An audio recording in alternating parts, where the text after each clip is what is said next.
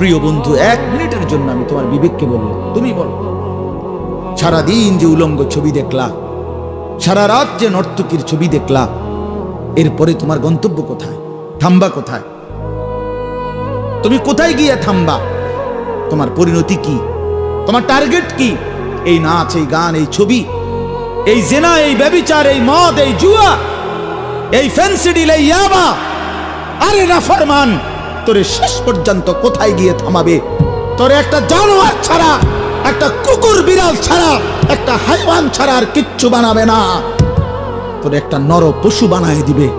চরিত্রহীন মানুষ থাকে না, লম্পট কোনোদিন মানুষ হয় না।